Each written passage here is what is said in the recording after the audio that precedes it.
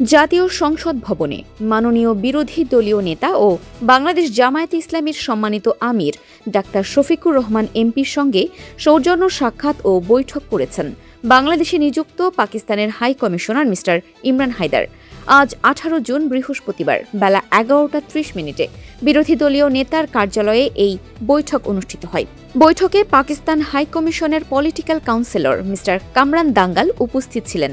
অত্যন্ত আন্তরিক, ইতিবাচক ও সৌহার্দ্যপূর্ণ পরিবেশে এই দ্বিপাক্ষিক বৈঠকটি সম্পন্ন হয়।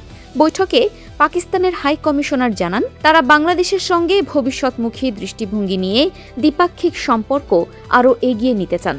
তিনি উল্লেখ করেন, বাংলাদেশ ও পাকিস্তানের সম্পর্ক সাম্প্রতিক সময়ে ইতিবাচক ধারায় অগ্রসর হচ্ছে এবং দুই দেশের মধ্যে বাণিজ্যের পরিমাণ বৃদ্ধি পেয়েছে। এছাড়া সামরিক ও বেসামরিক কর্মকর্তাদের একাধিক সফর অনুষ্ঠিত হওয়ার পাশাপাশি সম্প্রতি বাংলাদেশের শিক্ষাবিদদের একটি প্রতিনিধি দল পাকিস্তান সফর করে সেখানকার উন্নত শিক্ষা কাঠামো দেখে সন্তোষ প্রকাশ করেছে।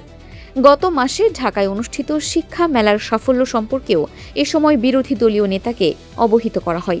হাই কমিশনার জানান, পাকিস্তান আগামী 5 বছরে পর্যায়ক্রমে বাংলাদেশের 500 জন ছাত্রছাত্রীকে স্কলারশিপ প্রদান করবে, যার মধ্যে 74 জন ইতোমধ্যেই পাকিস্তানে গমন করেছেন।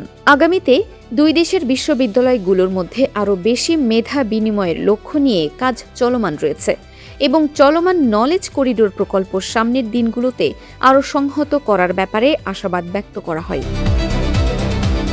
পাকিস্তানের হাই কমিশনার একটি সংসদীয় গ্রুপ গঠন এবং সংসদীয় পর্যায়ে দুই দেশের সম্পর্ক আরও জোরদার করার আহ্বান জানান। আলোচনার এক পর্যায়ে যুক্তরাষ্ট্র ও ইরানের মধ্যে শান্তি চুক্তি স্বাক্ষরে পাকিস্তানের ঐতিহাসিক ভূমিকার জন্য বিরোধী দলীয় নেতা হাই কমিশনারের মাধ্যমে পাকিস্তান সরকারকে ধন্যবাদ জানান।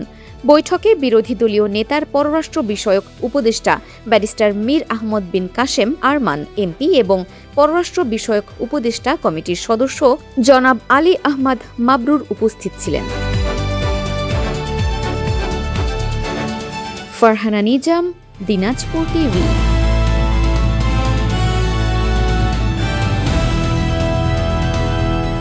দিনাজপুর টিভি মানুষের জীবনের কথা বলে।